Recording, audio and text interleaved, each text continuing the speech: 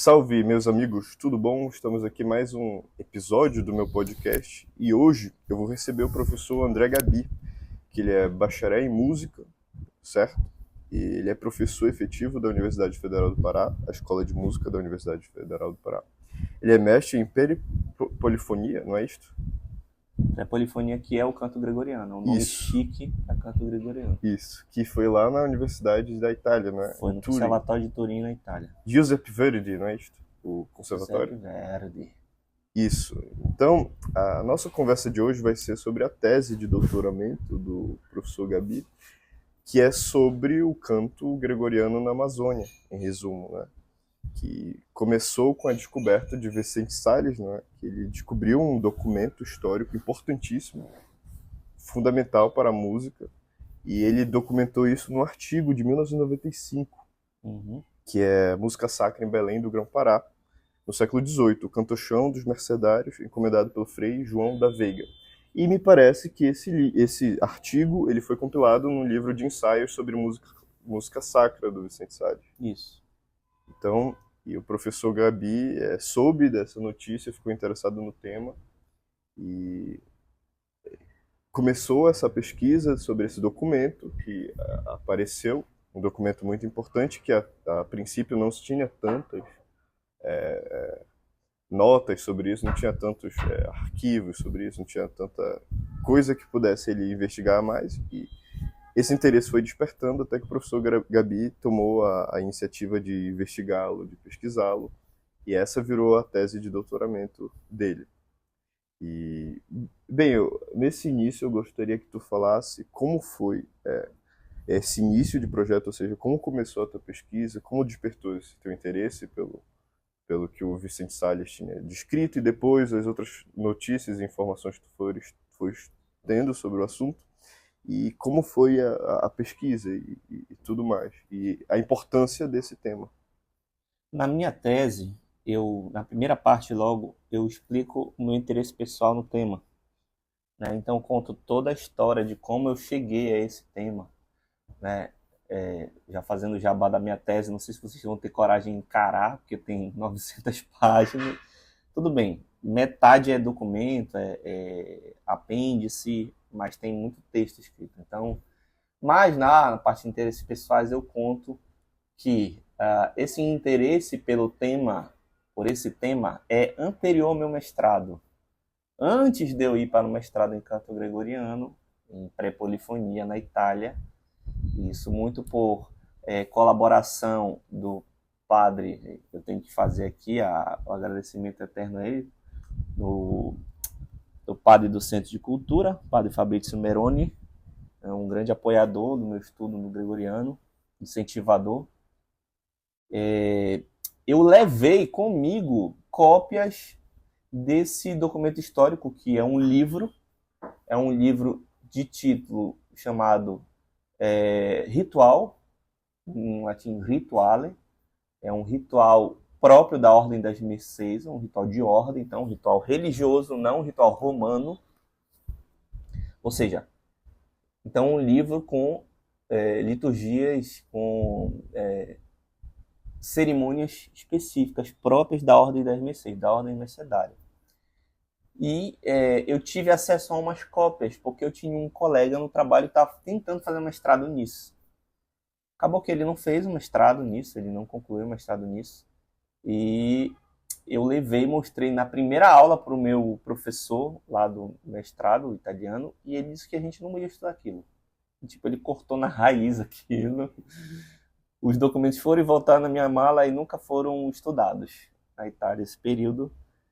E eu só entendi porque quando eu comecei a fazer depois que eu terminei, obviamente, o mestrado, eu já tinha uma bagagem de canto gregoriano, né? E eu entendi, o canto gregoriano, ele é um camaleão, ele vai se adaptando no tempo para continuar existindo. E o gregoriano que eu queria pesquisar na Amazônia é um gregoriano do período moderno, do século XVIII. E o auge do gregoriano para a história da música, não para a igreja, porque o gregoriano é o canto da igreja durante todos os séculos, mas o auge, quando ele surge, quando ele se desenvolve, é a Idade Média. Então você tem um lapso aí de 10 séculos entre o 8º século, quando o canto gregoriano surge, para o século XVIII. 10 séculos de história do canto gregoriano. E, obviamente, o que eu estudei lá foi esse nascimento, esse desenvolvimento, essa consolidação do canto gregoriano nos séculos 9, 10 e 11. Mais ou menos, com os manuscritos mais antigos. Porque esses são a base do canto gregoriano recente. Porque o canto gregoriano recente, ele se fundamenta num estudo arqueológico, num estudo paleográfico, num estudo semiológico, são todas ciências novas, recentes do canto gregoriano. E foi isso que tu estudaste eu estudei no mestrado isso. Tá? A partir da segunda metade do 19, com a Abadia de Solesmes, que faz essa investigação desses manuscritos antigos, começa a compará-los com outros extratos de manuscritos de outra época, para tentar restaurar as melodias mais antigas, o que é mais original do canto gregoriano. E depois, com o Pio X, isso foi pastoralmente difundido, porque o Pio X declarou aquelas melodias pesquisadas por Solesmes como as oficiais da igreja. Né? Até a revelia de manifestações locais, de manifestações regionais que existiam, mais tardias, como esse próprio material daqui, que era usado na Amazônia, que foi trazido da Europa, mas que não era mais aquelas melodias originais. E na cabeça de um gregorianista, isso é uma decadência. Perfeito. Na cabeça de um gregorianista, isso é, da feita que o gregoriano atinge o ápice do desenvolvimento, o resto é só decadência. O resto é só corrupção. É como o organismo, né? O organismo atinge o máximo de desenvolvimento, depois ele vai se corrompendo. Então eles não conseguem entender aquilo como uma manifestação de um tempo, de uma influência cultural de um tempo, mas aquilo é uma corrupção do original. Tá? Essa é uma cabeça própria do século XX, não só na música sacra, mas na liturgia como um todo.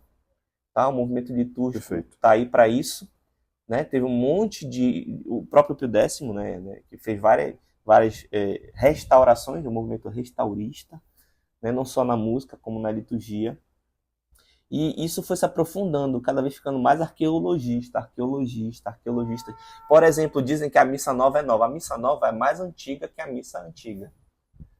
Porque foi uma tentativa de buscar o que aconteceu lá no século III, no século II, né, com os testemunhos dos padres da igreja, material que foi descoberto só no século XIX, documentos da igreja de padres antiquíssimos, né, a narrativa da missa romana, E isso até explica um pouco de que há na Missa Nova algumas especificidades que é tipicamente judaica, que é tipicamente mais antiga. O caso do ofertório, que é uma grande polêmica, né? Sim. A beracá judaica, isso é um arqueologismo.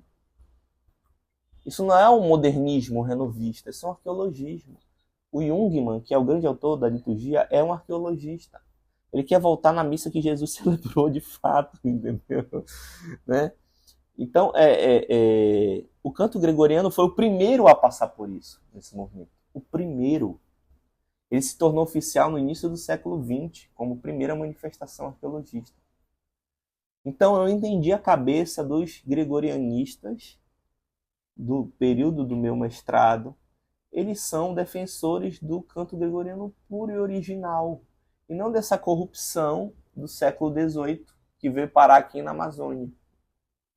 Entendem? Né? Então o canto gregoriano vai ter uma história de, depois, várias reformas, várias alterações. Vai ter uma alteração muito importante quando surgem os cistercienses, né? Que vai ser mais ou menos... os mosteiros beneditinos eles eram autônomos. Então, os cistercienses é uma reforma beneditina que vai dar a uma das casas como se fosse a casa mestra, a casa chefe das outras. É uma centralização, né, no sistema beneditino. E eles vão ser muito, muito arraigados à palavra, ao ponto de, por exemplo, ler nos Salmos quantas cordas tem na cítara e dizer, vem cá, se tem essa quantidade de cordas, então a melodia gregoriana não pode ultrapassar essa extensão, porque está ultrapassando a quantidade de cordas que tem na cítara judaica. Uhum. Né? Coisa que já tinha se desenvolvido muito, eles vão começar a cortar. Aqui nesse melisma tem muita nota, vamos cortar essas notas. Depois, uma derivação da reforma cisterciense foi os dominicanos, que também fizeram isso, Por quê? Porque os dominicanos, eles eram homens do estudo e da pregação, então eles não podiam perder muito tempo com ofícios, não eram mais religiosos de recolhimento, de clausura. Eles tinham que gastar tempo com pregação e com estudo. Então, obviamente que em alguns momentos festivos as músicas, os cantos eram mais extensos, mas eles saíram cortando a adoração dos cantos. Tá? Depois vieram os franciscanos, e os franciscanos também eram ordem de pobreza, né? As ordens mendicantes. E os franciscanos foram os principais influenciadores da reforma romana. Os franciscanos pegaram aquilo que tinha de beneditino, também mexeram, assim como tinham mexido o canto... meu Deus, fugi, acabei de falar do dominicano, né? E esse canto foi o canto que chegou a Roma, e esse estilo de liturgia que chegou a Roma. Uma liturgia que não mais era uma liturgia diocesana, como era no século III, no século IV, mas uma liturgia altamente se desenvolvida nos mosteiros, era uma liturgia de mosteiro. Por isso que tudo é longo, tudo é demorado, né? Tudo é muito bem elaborado. Existe uma diferença grande entre os cantos mais difíceis da missa com os cantos do ofício. Porque foi tudo no ambiente de mosteiro que desenvolveu isso. Tiraram a procissão das ofertas, obviamente. Para que vai ter uma procissão de ofertas no mosteiro? Não é? Sim. Franciscanos pegaram, reinfluenciaram o papado, Roma, com isso, que ainda celebrava o rito romano antigo até o século XI e XII. Isso é comprovado por documentos desse período que foram encontrados com o canto romano antigo. Então, até o século XII, as basílicas romanas, Trastevere, aquela região ali onde foram encontrados os manuscritos, celebravam o rito romano antigo, o rito verdadeiro de Gregório Magno. Porque Gregório Magno não é o responsável pelo canto gregoriano, tá? Apesar de ter esse nome. Sim. Né? Gregório Magno teve contato com o canto romano antigo, com a liturgia romana antiga, de influência alexandrina. Se você for lá, por exemplo, eu estou fazendo todo esse preâmbulo para vocês entenderem o contexto do canto gregoriano. Se vocês forem lá nas Confissões de Agostinho, vai comparar o canto galicano, o canto ambrosiano com o canto feito em Alexandria, que era um canto com menos notas, mais direto, mais simples, pois essa foi a principal influência romana antiga. O rito romano era mais sintético. Perfeito. O rito ambrosiano mais elaborado, porque era influenciado diretamente pelo Oriente. Veio de lá, de Bizâncio, e atravessou direto para Milão e foi direto para lá na Gália. Esse foi o percurso. A gente tinha esse percurso e tinha o percurso ali do Mediterrâneo, Alexandria, porque os cristãos foram primeiro para o norte da África, além de ir para Roma. E tinha esse fluxo. São os dois fluxos principais. E aí o que acontece? Lá no século VIII, Carlos Magno quer transformar a sua corte numa corte com uma liturgia altamente desenvolvida, vai chamar os emissários, vai chamar os celebrantes, vai chamar os cantores de lá de Roma para ensinar o rito do Papa, o rito romano antigo na Gália. E o que acontece? Os galhos, eles são resistentes a isso. E o que acaba acontecendo é uma fusão, não uma imposição direta de um rito e de um canto, mas uma fusão entre esses dois ritos. Nesse momento que se desenvolve o rito romano de acepção beneditina. Uhum. Na verdade, ele era um rito beneditino que virou romano. Sim. Então, um canto beneditino, um rito beneditino que se torna romano. Por quê? Porque os franciscanos pegaram isso e levaram de volta para Roma. Então, pelo que eu estou entendendo que o senhor está descrevendo, o senhor, de algum modo, está dizendo que, veja, o canto gregoriano, ele é algo que ele realmente se relaciona com o tempo. Sim. Ele tem mudanças. E lá na Itália, o senhor percebeu que o seu professor não tinha interesse, né, nesse material, justamente porque o interesse real dele era deixar o canto gregoriano fechado, não é? O mais puro possível. Ele era contra aquilo que aconteceu no século XVIII. Tudo que aconteceu antes, não só no século XVIII. Ele é contra até a reforma cisterciense. Contra a reforma beneditina, a reforma dominicana. Isso é um movimento... Reforma franciscana. Isso é um movimento tanto quanto presente, né, na igreja. Sim. Essa vontade de querer perenizar coisas que são mutáveis. Que São mudam, próprias né? de um tempo. Exato. Exato. São próprias de um tempo. A gente vê hoje, A por própria exemplo... tradição, que é tradição, né, que você repassa, que você Isso. passa adiante, ela pressupõe uma mudança, né? Claro, A uma tradição, ela não adaptação. é claro, ela não é fechada. Né? A gente vê isso, eu vi uma live do Padre Paulo Ricardo falando exatamente sobre as pessoas quererem trazer os sacrifícios feitos em certo tempo para o nosso tempo de hoje. Sei lá, lê os livros de mística, de ascética e quer fazer a mesma coisa. Vai dar mal, vai dar ruim. Sim. O pessoal está adoecendo por isso. Porque a nossa realidade é completamente... Gente, hoje tem banho quente. A gente tem banheiro, pô. As pessoas não tomavam banho no inverno, de tão frio, entendeu? Eu tive contato com isso na Itália ainda hoje. Os mais idosos ficavam fedendo mesmo, porque não tomavam banho. Né? Então é aos poucos as coisas, e existe um valor nas coisas da sua época, porque tem uma explicação para isso. Tá? E no caso da arte, a arte que é técnica, ela pressupõe uma evolução, um desenvolvimento da técnica. Desenvolvimento técnico. Ou seja... E descobertas, né? O grande auge de descobertas musicais não é a Idade Moderna, mas a Baixa Idade Média. Descobriram a forma de escrita rítmica, que não tinha, porque o gregoriano não tem a escrita rítmica regular, com figuras que duram tempos. Uhum. Então desenvolveram isso. Desenvolveram os instrumentos, que não era muito usado os instrumentos, até por uma proibição lá no início do cristianismo, né? Em relação aos instrumentos. Sim. Né? Então, o que vai acontecendo com o gregoriano é que ele vai tomando uma cara da sua época, só que também acontecem algumas besteiras no meio do caminho. Né? Por exemplo, tem o famoso caos da reforma tridentina, que é engraçado dizer, né? A gente chama hoje de missa tridentina, né? Mas o canto da missa tridentina não é o canto restaurado do Pio X. Claro. É aí que vem. A missa de sempre não é a missa de sempre. O canto da missa tridentina é o canto que está na edição Medicia, ou Medicia, financiada pelos Médici, de uma reforma do gregoriano que foi feita junto com a reforma do Missal. Perfeito. Só que o Missal, ele não foi de fato reformado. Pegaram uns missais que estavam ali, que eram os mais usados, e só adotaram aqueles como os que estavam valendo e proibiram os outros, que tinham menos de 200 anos. Essa foi a reforma do Missal. A do gradual, que é a do canto, foi de fato uma reforma, porque os músicos queriam mexer naquele canto. Sim. Porque a polifonia estava em auge e o canto tinha que se adequar à polifonia. Então eles tinham que mexer em um monte de coisas, eles mexeram em um monte de coisas.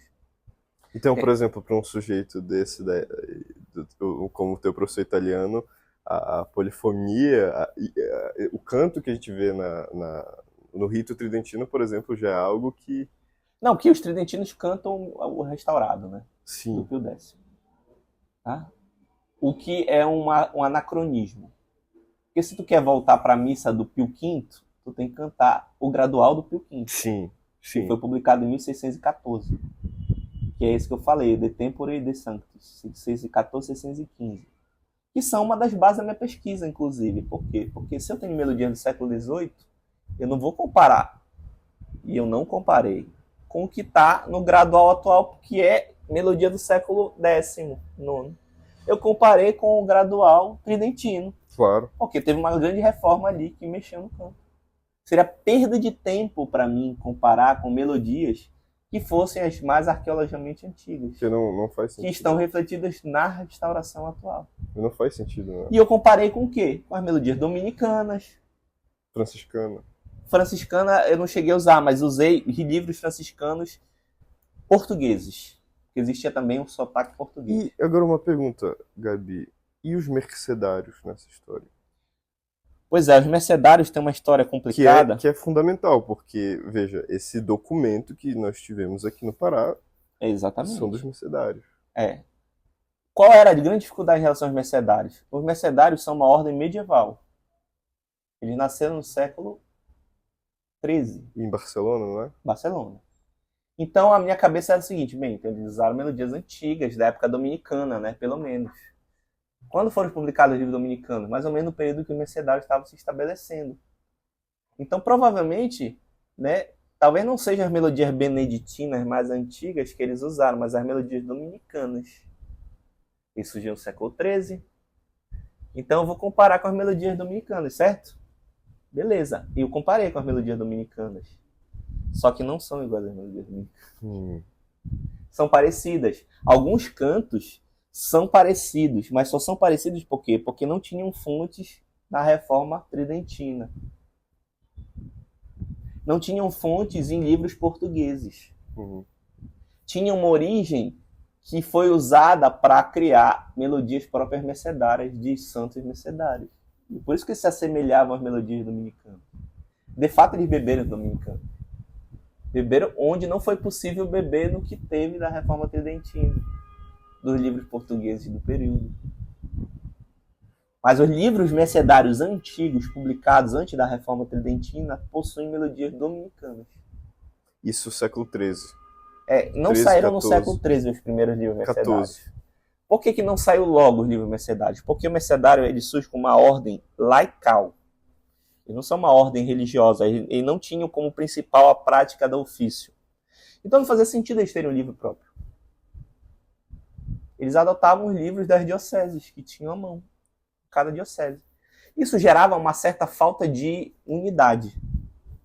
Depois houve uma espécie de golpe dentro da ordem mercedária, usando uma palavra mais atual, que foi os responsáveis pelas capelas, os capelães, formavam um priorado. E eles tomaram o poder na ordem mercedária. A ordem mercedária deixou de ser laical com essa reforma e se tornou uma ordem religiosa. No fim do século XIII. Na verdade, do XIII para o XIV. Inclusive, foi bastante... Tem uma parte da minha tese que eu conto toda essa história. Porque foi uma coisa demorada. Tá? Mudança do laical para o religioso. Aí, a partir do século XIV, começou a surgir a preocupação de terem livros próprios. Ou seja, de afirmar uma identidade. Uma identidade que dê uma certa unidade. Que dê uma unidade para os Isso. mercedários. E que distingue eles dos outros. Né? Isso. E aí o que aconteceu? Nós vamos ter os primeiros livros mercedários, sim, mas só no século XIV. E esses livros o senhor foi pesquisar? Tive acesso a todos. Portugal, Itália? Estavam na Espanha. Espanha. Os principais em Barcelona mesmo, num arquivo da Coroa de Aragão, que fica em Barcelona. E que, graças ao doutorado sanduíche, que eu fui estudante pesquisador em Portugal, eles tiveram que comprar, que era tudo pago, eles compraram o missal inteiro, digitalizado. A tua pesquisa em Portugal foi mais para achar documentos e do período cantores do período português para comparar com o que tinha aqui. Isso. Então eu tinha que buscar quais fontes. As fontes dominicanas estavam acessíveis online. Sim. Inclusive eu usei as restauradas, porque as restauradas voltaram para a melodia dominicana do século XIII e XIV. Que era o período que eu pretendia. Então fui nos livros restaurados dominicanos. Depois, um outro grupo de livros foram os livros tridentinos. Eu já tinha eles, eu tinha adquirido. Eu tenho o gradual Reformado Tridentino, a Mediceia, nos 2 volumes. Né? Os outros livros romanos, porque existem o Ritual Romano, todos esses outros livros romanos foram publicados, eu consultei online, eles tinham disponíveis online. Então, em Portugal, eu fui no foco dos livros portugueses do século XVIII, que podem ter influenciado. Porque esses 2 tomos, né? São 2 livros que saiu dos mercedários daqui. Ele foi impresso em Portugal. Isso. Né? Em Lisboa. Isso. Mas não é por isso que eu fui atrás dos livros portugueses. Eu já explico. E fui atrás dos livros mercedários na Espanha. Tanto os mercedários pré-reforma tridentina, que trazem melodias dominicanas, né, quanto os pós-reforma tridentina, que mantém a sua autonomia e a sua característica musical, mas adequam à liturgia. Né? Os mercedários têm uma origem musical dominicana. que se desenvolve, é verdade. Por quê? Porque tem muitos cantos compostos após Trento. Por que tem muitos cantos compostos após Trento? Porque, de fato, a ordem mercedária, apesar de ser medieval e ser de Barcelona, o seu auge não foi na Idade Média, mas foi no período do século XVI, por causa das navegações, porque eles estiveram presentes em toda a América Hispânica. Então, eles ficaram muito poderosos. E a região principal não foi mais a região de Barcelona, ali a Catalunha, mas foi a região onde ficava Salamanca, porque foi o centro do estudo, e eles eram também estudiosos e foram professores nessa região, tiveram colégio. Até hoje, não é? Né? Até hoje a Salamanca tem uma grande tradição Isso. de estudo. Então migrou para lá os comendadores, os governadores da ordem eram de lá. Tinha essa disputa, Catalunha, e durou um tempo essa disputa. Primeiro foi a disputa leigo e religioso. Depois, na virada ali do século XV para o XVI, quando teve a reforma de Trento e a reforma mercedária para se adaptar a Trento, teve uma disputa Catalunha e como é o nome da outra região lá do norte? Não é a Galícia,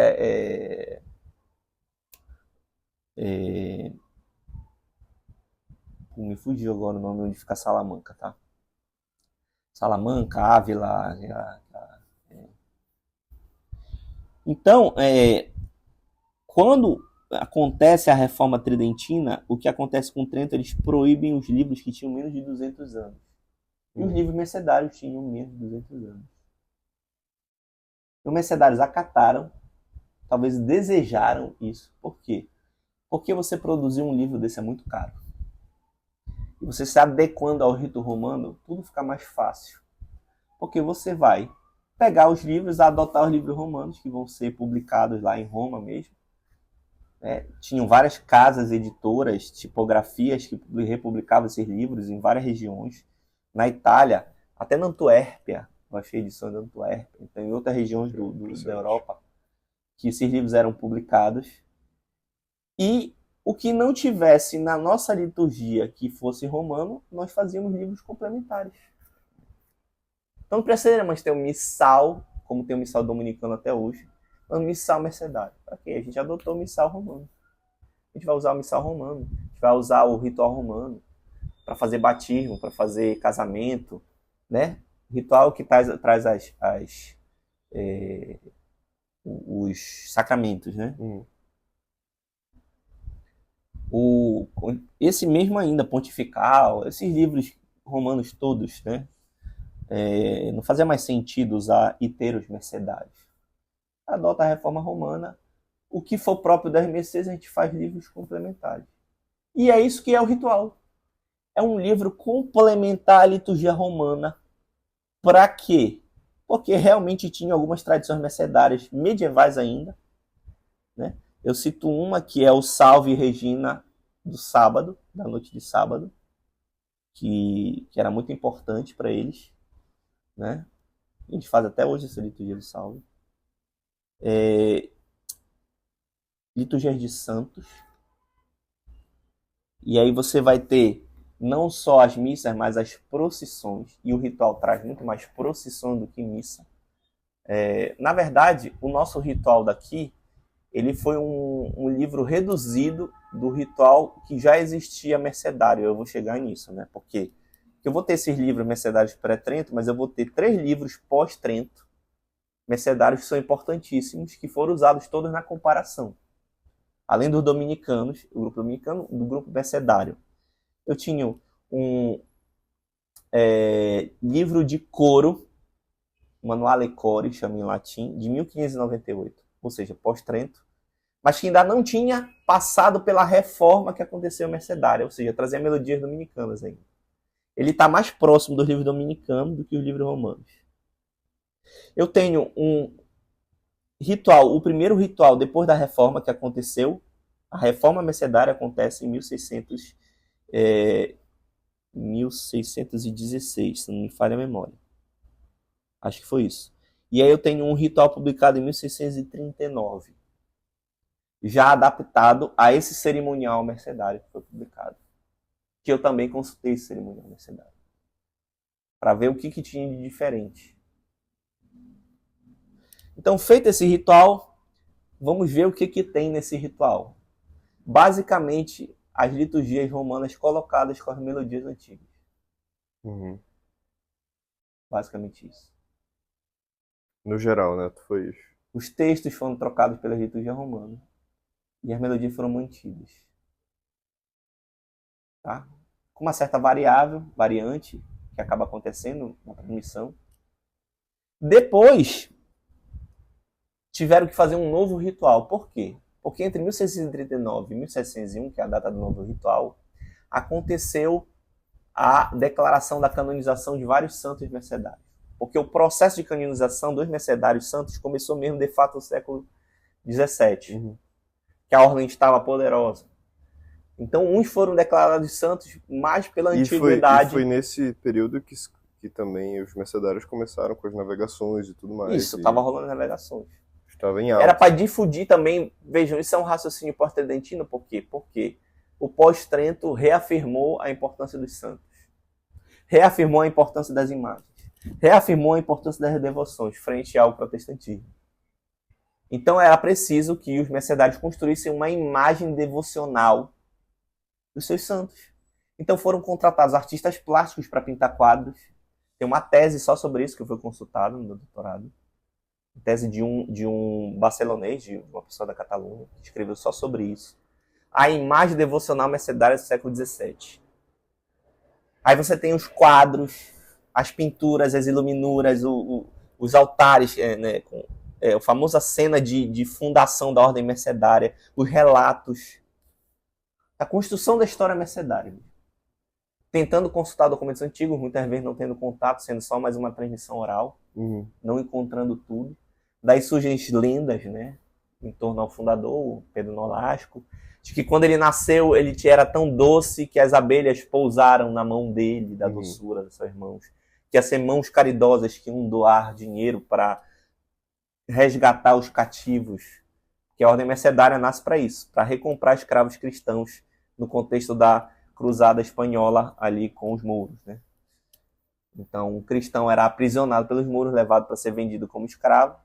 Então, os mercedários iam lá e recompravam essa pessoa que não tinha dote suficiente, posse suficiente na sua família para a sua família recomprar. Né? Porque isso virou um comércio, na verdade, entre os mouros, né? Sim, sim. Eles sequestravam de propósito para fazer dinheiro, porque eles vendiam de propósito depois para a mesma família, ou então para mercedários, ou para as outras ordens. Os trinitários faziam isso em Portugal. Era uma ordem rival da ordem mercedária. Por isso que os mercedários nunca se afixaram de fato em Portugal. Isso é um caso importante que eu vou falar lá na frente. Porque, mas não existem só esses trinitários, existiam outros também que faziam isso. Ah, sim, no contexto do século XIII, tinham várias ordens laicais. Tem um livro muito bom só sobre as ordens que faziam obras de misericórdia no século XIII. Me foge o nome, mas está lá na bibliografia da minha tese. É um pesquisador que pesquisou só sobre as ordens laicais do contexto do século XIII, que foi o século da misericórdia, o século da caridade. Por quê? Porque soldados morriam, então as viúvas e os órfãos eram adotados em abrigos que eram mantidos por ordens laicais. E aí a gente lembra, não é, de São Tiago, que está na epístola, que a religião é cuidar dos pobres e das viúvas. Exatamente. Que não é o mesmo Tiago, que é considerado São Tiago, porque esse é o irmão de Jesus que escreveu, né, a epístola. E o Tiago Maior, que é o padroeiro lá, mas São Tiago de todo mesmo. Tiago Menor tá no Tiago contexto Maior. dos Tiagos aí, né? Então, as ordens laicais, eu falei, né, que abrigavam os hospitalários. Os hospitais não eram só para curar as pessoas, mas eram para abrigar essas pessoas, né? Então você vai ter uma série de ordens aí, que vão ser ordens cavalariças também, né? A mais famosa é a Ordem de Cristo, né? Que foi para Portugal, são os antigos templários, né? Que foram expulsos da França e foram para Portugal. Mas existiam outras ordens cavalaristas espanholas, que eu menciono na tese também. Por que isso é importante? Porque as primeiras constituições mercedárias, e aí a gente volta numa decisão de supostamente 3 anos antes da fundação dos mercedários, porque os mercedários dizem que eles se fundaram em 1218. Só que tem um pesquisador mercedário muito bom que contesta isso, um americano, que diz que não tem nenhuma prova material de que se fundaram em 1218. Foi um pouco mais tarde, mas foi nesse mesmo contexto. Teve um concílio que decidiu que as únicas regras que poderiam ser adotadas, porque elas estavam se proliferando, e tinha acabado de surgir a ordem franciscana com essa regra, eram as regras beneditina e a regra agostiniana. Limitar essas duas regras. Então, se você quer ser de clausura, você que está surgindo agora tem que adotar a regra beneditina. Se você é mendicante, você tem que adotar a regra agostiniana. E aí, cada ordem que surgia tinha que construir suas constituições, que eram o complemento à regra. As primeiras constituições mercedárias são cópias de constituições de ordens cavalariças da época. Porque é uma ordem laical. A segunda constituição, que é dessa reforma religiosa, é uma cópia da Constituição Dominicana. Porque eles estavam muito próximos dos dominicanos. Inclusive, no quadro de fundação dominicanos, tem um santo dominicano que participa da fundação, junto com o bispo e com Pedro Nolasco. Pô, me fugiu o nome do santo agora, cara. Mas está lá na tese, vocês vão ver lá. Tem quadro, logo no primeiro capítulo da introdução, tem um altar que tem na Catedral de Barcelona, um altar lateral dedicado à ordem mercedária. E tem lá esse quadro. Eu fotografei ele lá, ao vivo. Editei para ficar bem visível, porque eu tive que fotografar de baixo, né, que ele ficava alto. Mas eu acertei lá e tal. Você vê nitidamente vários símbolos ali. Uma coisa, por exemplo, é a regra agostiniana. As vestes brancas sendo entregues. São Pedro Nolasco vestido de cavaleiro, que até se contesta que eles se vestiam de cavaleiro mesmo, porque eles eram ordem cavalariça, mas eles não guerreavam. Eles iam recomprar os escravos. Então eles iam com seus hábitos brancos e com um escudo doado pela coroa de Aragão, que é o escudo que eles usam até hoje, e que fica sobre o hábito, né, aqui no peito, que era um passe livre para eles não pagarem imposto transitando lá. A coroa não cobrava imposto para eles. Né? E aí ficou como o escudo deles, que é um escudo da bandeira de Barcelona. Sim, basicamente. Basicamente aquela duas cores, amarela e vermelha, né? Amarela e vermelha? Amarela e vermelho. Amarela e vermelho. Tem lá, tem aqui nas Mercedes, aqui do Claro, Pará. claro. Tem lá no alto Sim. o escudo mercedário, né? Tá? Voltando no tempo e voltando de novo para frente, quando acontece essa reforma, eles publicam esses livros, vai ter primeiro ritual, vai ter uma corrida em busca das canonizações. Então, vai ser canonizado quase ao mesmo tempo o fundador, Pedro Nolasco, e São Raimundo Nonato. Que são os santos mais importantes. Até São Raimundo Nonato é mais conhecido que São Pedro Nolasco. Pelo menos no Brasil é muito conhecido. Né? Tem muito Raimundo Nonato no Nordeste. Isso não é à toa. Né? Apesar dos mercedários não terem casas no Nordeste, eles atuaram no Nordeste. O máximo que eles foram, parece que foi até Piauí. Eles não conseguiram descer mais, porque começou a entrar a zona de exploração de minérios, eles eram proibidos. Os religiosos eram proibidos na exploração de minério no Brasil. Né? Então, Raimundo Nonatos são porque provavelmente eram filhos que estavam condenados não a nascer, como o caso do Raimundo Nonato, que é nonato por quê? Porque non-nato, não nascido. Não nascido. Né? Quer dizer, ele nasce por um milagre. Né?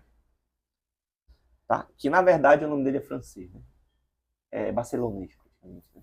É aquela mistura ali entre catalão aquela coisa ali. Aquela língua do Mediterrâneo. Né? E depois outros santos que vieram, tem muitos santos mercedários, estão todos listados na tese. Tem uma santa, que é padroeira dos navegadores, inclusive, Maria do Socorro, que eu achava que era um nome de Nossa Senhora, por isso que eu me atrapalhei na minha tese durante um tempo. Né? Até pouco antes de entrar no doutorado, para mim, aquilo era uma devoção mariana, mas não era uma devoção mariana. Era uma santa. É uma santa que chama Maria do Socorro, Cerveló é o seu nome barcelonês. Que é a devoção dos mercedários é Nossa Senhora das Mercês. Isso. Que é a história da fundação, né? Que Nossa Senhora aparece para São Pedro Nolasco e fala para ele salvar os filhos dela, da escravidão. Né?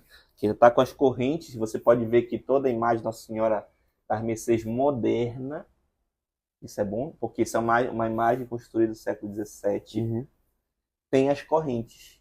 Se você for lá na Catedral das Mercês, lá em Barcelona, a imagem parece a imagem de Nossa Senhora, aquela sentada no trono, com o bebê no colo. Oh Deus, como é o nome daquela... Montserrat, Nossa Senhora de Montserrat. Né? E tem várias devoções marianas ali no sul da Espanha que são parecidas com isso, né? Então adotaram essa imagem. Pois bem, esse período aí, com vários santos foram canonizados e precisou se atualizar o ritual. Porque se precisava.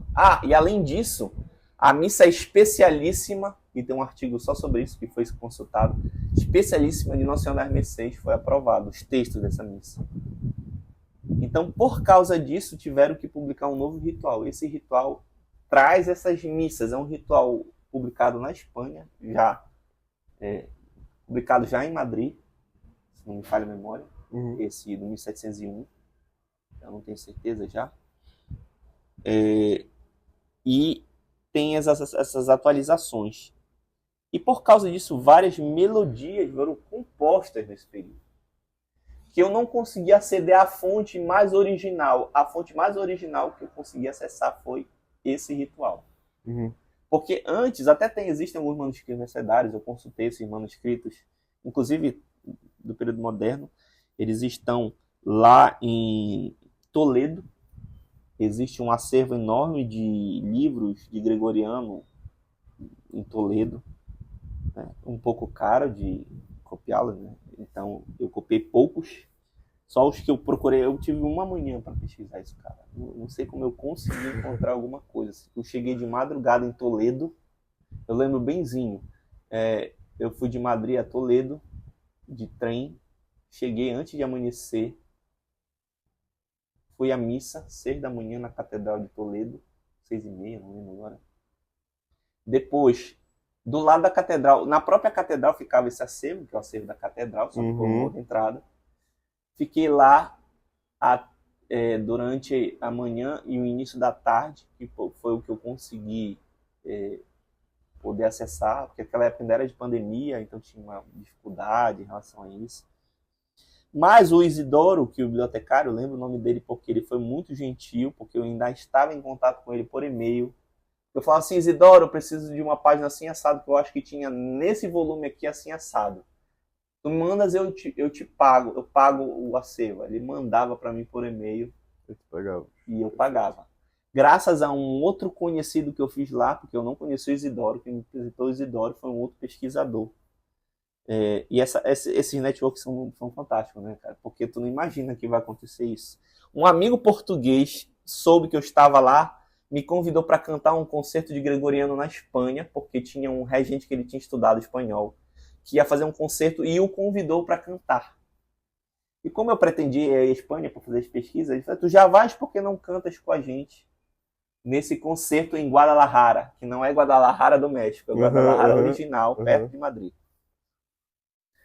Aí eu falei assim, ótimo, nós vamos tal dia, vamos ensaiar esse dia e vamos cantar o concerto com o ofício São Francisco inteiro. É um ofício São Francisco, no dia de São Francisco, bonito, né? Numa igreja antiga lá, bonito. Estava cantando nesse coro um musicólogo que era lá de Salamanca, que descobriu como era a minha tese. E eu comentei que eu ia em Toledo. Inclusive eu mandei depois a minha tese para ele, assim que eu terminei. Ele teve interesse de ver minha tese. Eu preciso traduzir para o espanhol. Se alguém estiver ouvindo aí que sou um bom espanhol, me contate para a gente fazer essa tradução. Eu queria publicar na Espanha essa tese. Até porque os mercedários são espanhóis, né? E aí, eu falei, ele falou assim, contato Isidoro. Eu vou mandar um e-mail para ele com cópia para ti. E ele fez, muito gentilmente. E deu tudo certo. Na Espanha deu tudo certo. Cara, eu fui na BNE, Biblioteca Nacional da Espanha, que eu precisava ainda consultar uns livros lá. E era pandemia. E eu descobri às vésperas que eu precisava primeiro solicitar o que eu ia consultar. E eu solicitei a tempo. Caramba. Porque se eu chegasse lá, eu ia dar com a cara na porta, não ia conseguir ver nada. E eu consegui renovar na hora a minha carteira que estava vencida da biblioteca e consultei em um único dia, o dia que eu tinha para ir. E foi fantástico isso, foi tudo fantástico. Eu cheguei em Portugal, eu acho que essa parte é a parte espiritual da pesquisa, né? É a parte da providência divina. Eu cheguei em Portugal 2 dias depois de reabrirem tudo por causa da pandemia. E eu voltei de Portugal 2 dias antes de fecharem tudo de novo. Impressionante. E as minhas passagens estavam compradas já, tipo, entendeu? Então, eu consegui viajar internamente lá da Espanha para da Portugal para Espanha sem problema. Fui em Barcelona, fui também a Santiago de Compostela apresentar um trabalho. Essa eu fui de carro, fui do norte de Portugal até lá apresentar um trabalho. Ficaram muito interessados nas melodias mercedárias, porque é aí que eu vou entrar na minha tese. Melodias Mercedárias é o nome do trabalho que tu fosse apresentar? Isso. As melodias mercedárias presentes no Ritual das Mercês do Pará. Que eram, de fato, mercedárias. Muito bom. Por quê? Porque esse livro, na verdade, e aí eu falei que tinha um ritual em 1701. Esse livro do Pará foi publicado em 1780.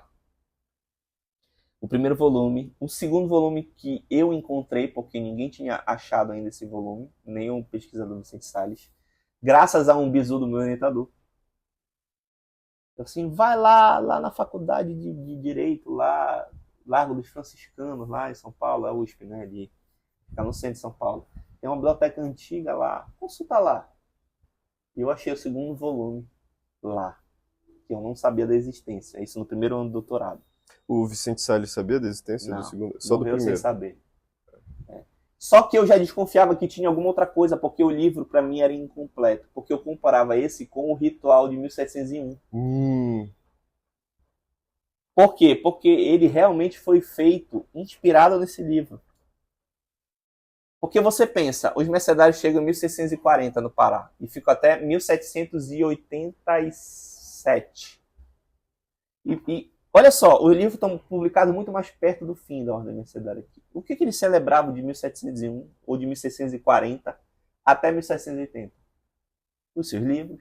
Eles tinham esses livros aqui. Foi por isso que eles serviram de inspiração. E isso é uma das perguntas da tua tese. Por que o João de Veiga solicitou, né? Porque o João da Veiga publicou esses livros. Já estava a crise aqui. Já tinham sido proibidas os noviços pelo Pombal. Logo depois são readmitidos. Outra coisa, eu não li a sua tese inteira, eu li só uma parte dela, mas sobre o João da Veiga, tu conseguiste mais informação sobre ele? Sim. Muito. Porque o Vicente Salles, ele tinha mais ou menos, assim, não era tão...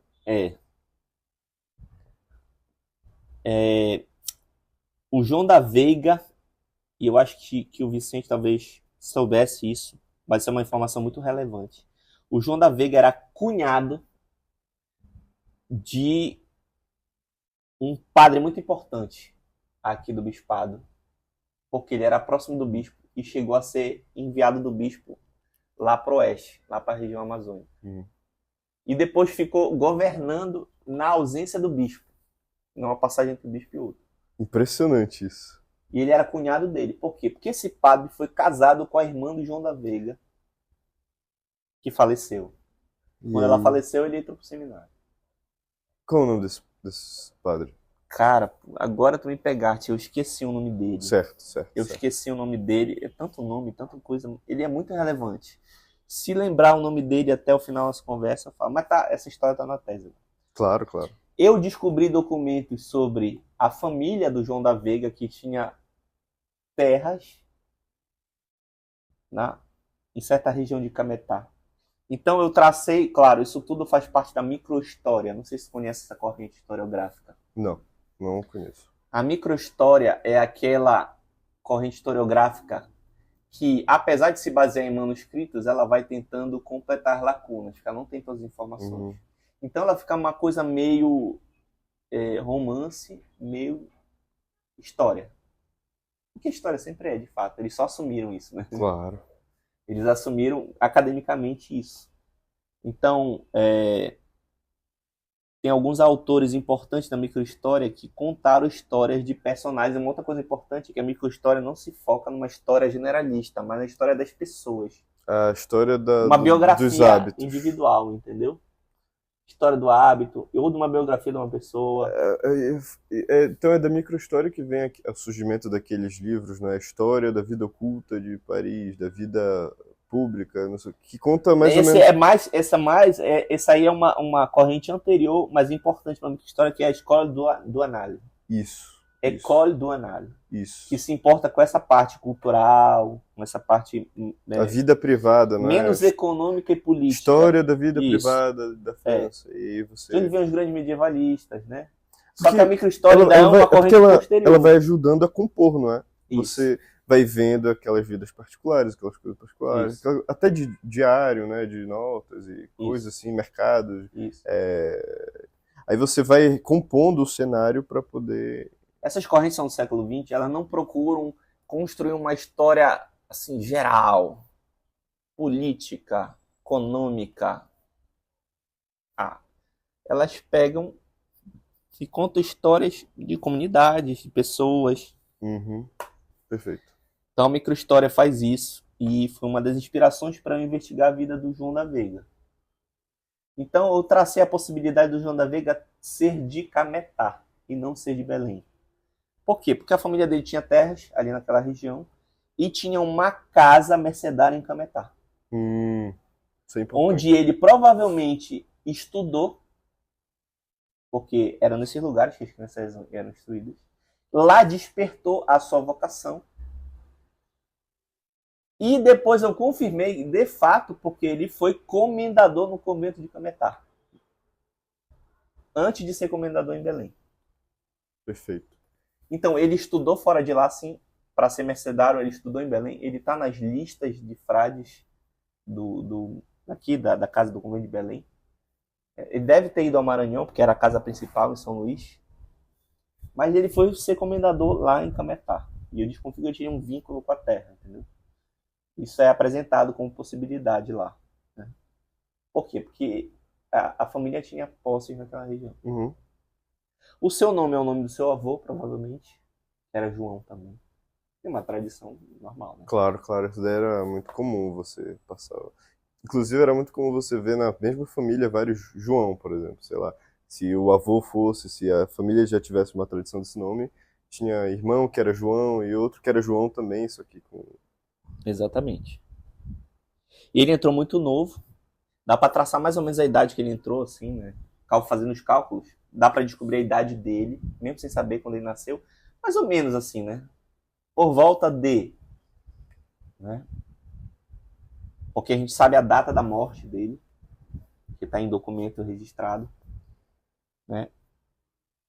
Então, a gente pôde perceber uma coisa que é mais importante de tudo para a minha tese em relação ao João da Veiga, é que Vicente Salles defendeu que João da Veiga foi o autor do livro.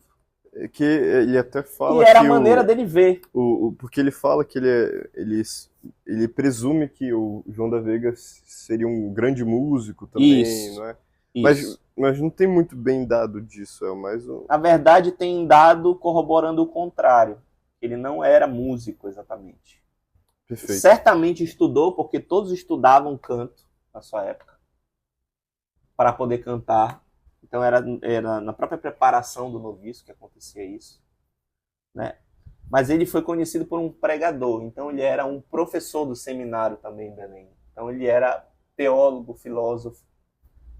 Ele tinha uma formação muito boa nisso. Mas não era o músico argimentador da coisa. Né? Porque existiam músicos mercedários, inclusive cedidos à catedral para atividade musical na catedral. Agora tu imagina, se uma pessoa cedida à catedral para atividades musicais, ela é um músico... Sim. Né? De alto nível. Alto nível. E depois retorna para ser o comendador depois do João da Veiga. Se eu não me engano, foi isso. Que é o período de implementação do livro. Porque o João da Veiga, ele sai antes de ser publicada a segunda edição. Uhum. Acontece um problema e ele sai. E ele é sucedido por esse responsável lá. Que, se eu não me engano, era o da catedral ou o irmão dele. Uhum. E o irmão dele era mestre de coro lá da universidade. Tem toda essa história aí, então, né, que foi traçada com documentos. Porque existem listas dos mercedários e na lista ele faz questão de dizer esse aqui era músico. Esse aqui foi cedido para a catedral, para música. Esse, entende? Claro. E não era o caso dele. Não era o caso dele. Claramente. Não era o caso dele. O caso dele, sim, ele saiu um pouco até desgostoso, ele entregou, né, o cargo, mas ele continuou ensinando no seminário. Depois, o próprio seminário, ele ficou desgostoso e voltou a ensinar só lá no mosteiro, só lá no convento. E como o senhor tem essa ideia de que ele ficou desgostoso? É carta, é relato? Tem várias cartas escritas dele. Existia uma crise na ordem mercedária aqui no Pará. Era uma crise basicamente de lachos lutando pelo poder de maneira politiqueira. Onde tu achaste essas cartas? As cartas estão todas na Biblioteca Nacional da Espanha. Só que eu tenho elas todas digitalizadas. E eu contratei uma paleógrafa e ela fez as transcrições. Que maravilha. Muito bom. Foram 10 cartas, 10 se não me engano, cartas. dele. Só dele. Tem cartas trocadas, tem os outros, tem um cara que era lacho, que queria ser na marra comendador, entendeu? Ali ele pediu o cargo lá para a Espanha, para o mestre geral. Aí teve um problema político aqui, porque quem decidia era aqui, tinha votação aqui, aí tinha que respeitar a votação daqui. E nessas cartas tem o teor dessa crise, Tem. do que estava acontecendo no Aí céu. tinha uma crise porque tinham pessoas que eram portuguesas. O que aconteceu foi o seguinte: quando foi fundado aqui, né, eles eram espanhóis, eles vieram de Quito. Eles não vieram da Espanha. Vieram 4, morreram 2 na viagem. Fundaram o convento aqui. Pouco tempo depois, a sociedade... Desculpa lhe interromper. Onde foi fundado esse convento? Onde é? Onde é as Mercês? Lá nas Mercês, só que não era aquele, né? Aquele prédio do século XVIII. Claro. Mas no local onde foi fundado. Ali. Ali, bem na orla, né? Eles tinham inclusive um porto próprio. Que ficava ali? E tinha um forte próprio. Lá, hoje é a Estação das Docas, né, em Belém? Sim. Aí tem um anfiteatro ali. Sim. Sabe? Sim. Ali era o Forte Mercedário de São Pedro Nolasco. Impressionante. Tinha uma passagem por baixo. Que é comum, né, em forte ter. Porque ficava na orla, Sim, tinha que ter proteção. Sim. O Forte do Castelo é um pouco longe, né? Sim, é longe, bem longe. E aí eles foram logo... Teve uma desconfiança da coroa portuguesa, porque aqui, eles chegam aqui e ainda está tendo a União Ibérica. 1640. Termina a União Ibérica, entra a dinastia dos Orleans e Bragança, que temos até hoje. Né?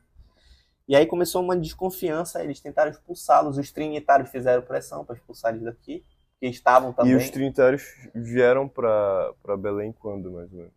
No mesmo período? Nesse período, os trinitários têm casa que até hoje é do lado do Colégio Santo Antônio, né? Era uma casa trinitária, onde é o hospital ali, né? Inclusive, eu vi uma vez aquela igreja aberta, porque já foi lá no Largo de Santo Antônio, onde é o Colégio Santo Antônio, tem a entrada da igreja, aí tem uma outra entrada do lado. Aquela era a igreja dos trinitários ali. Eu nunca entrei, eu já vi aberta, mas nunca entrei. Impressionante. Né? Que é o hospital... E eles saíram de Belém? Da Ordem Terceira. Os trinitários saíram de Belém? Saíram. Mas... Não sei te dizer quando, porque eu não investiguei isso, mas saíram. Mas eles fizeram pressão para tirar os mercedários. Por quê? Porque eles tinham a mesma vocação, né? Então, mas eles eram portugueses, os mercedários eram espanhóis. Então, na época que os mercedários tentaram ter casa em Portugal, chegaram a ter uma, ainda na Idade Média, os trinitários conseguiram expulsar eles de lá. Aí não voltaram mais. Só que aí eles estavam, como eles eram bons professores, acolhiam a comunidade local, eles começaram a ter uma fama boa em Belém e teve uma defesa local para a permanência deles. Então foi o daqui até Portugal negociar a permanência e eles conseguiram. Mas a promessa era que não poderia ter noviços espanhóis. Tinham que ser locais ou portugueses.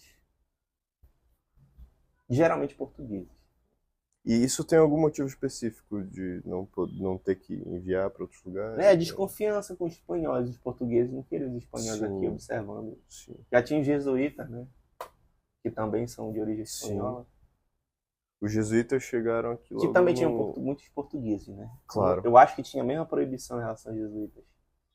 claro. De não poder vir espanhóis pra cá. É provável. É provável. Aí, beleza. E essa implantação da ordem aqui também teve uma série de crises. Por quê? Porque nunca se conseguiu estabelecer essas eleições. Sempre era alguém conseguia o poder através do mestre-geral lá da Espanha. Uhum. Só que Portugal queria que a eleição fosse aqui, porque não queria que o comendador e o chefe daqui tivessem vínculo direto com a Espanha. Então era um problema político que não era só religioso, mas também político em relação à política do reinado, né?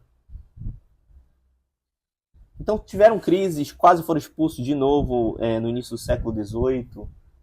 Tem uma crise, ixi, abrigaram revolucionários lá. Que foi nesse período que houve o massacre, né, 16, ou não, é muito depois? Não, a cabanagem já foi depois da saída deles. É, muito depois, muito depois. Isso. Mas isso foi na virada do 17 para o 18 que aconteceu um problema lá e abrigaram revoltosos lá. Revolucionários de... Qual era o que estava acontecendo? Eu não sei te precisar a história exata. O que eu sei é que o que aconteceu é que alguém conseguiu o poder lá na Espanha e vinha aí, usava o poder público estatal local para prender os outros. Clássico. Isso acontecia direto, Clássico. Entendeu? Direto. E aí foi rolando essa história, depois começou a acontecer, já meados do século XVIII, de ficarem laxos, né? Precisavam de uma reforma, tipo a reforma descalça, né? Até teve uma reforma descalça mercedária, mas não foi aqui. Ficaram laxos, aí veio a proibição do pombal dos noviços, aí os mais idosos iam morrendo, aí ficava mais laxo, né? E era mais ou menos isso. Aí tinha um ou outro que tinham tido oportunidade de estudar a fundo e se dedicar a fundo, geralmente locais. Os laxos eram de fora de Portugal, ou iam para Portugal e queriam ficar por lá, porque eles conseguiram a autorização para abrir uma casa em Portugal. Então a casa de Portugal era por causa daqui, não o contrário. Não, aqui por causa de Portugal. Tanto que lá eles não poderiam ter igreja. A capela era fechada, só para eles. Foi a autorização que deram. Então era só para eles poderem ter aula lá, estudar lá com os mestres de lá. Mas muitos iam para lá e não queriam voltar. E tinha um grupo de frades bem formados, que foram formados por um mestre espanhol, que veio da Espanha em meados do 18, e formou bem esses mestres, e depois, quando foi embora, relatou a situação daqui, deles terem ficado laxos, e nomeou, inclusive, o João da Veiga, os que ainda mantinham a doutrina sólida. João da Veiga era um dos. E nessa crise final, essa briga com esse frade que era português e que tentava tomar o poder, e com outros frades laxos, o bispo local saía sempre a favor do João da Veiga. O nosso bispo que tem a estátua lá, Frei Caetano Brandão. Justamente por causa da história que o senhor contou, né? Da relação. Exatamente. E eles eram amigos, o Frei Caetano Brandão e o João da Veiga. Eles eram próximos. Ele escreveu cartas elogiando o João da Veiga também. O bispo Frei Caetano Brandão, que era franciscano. E que foi nomeado,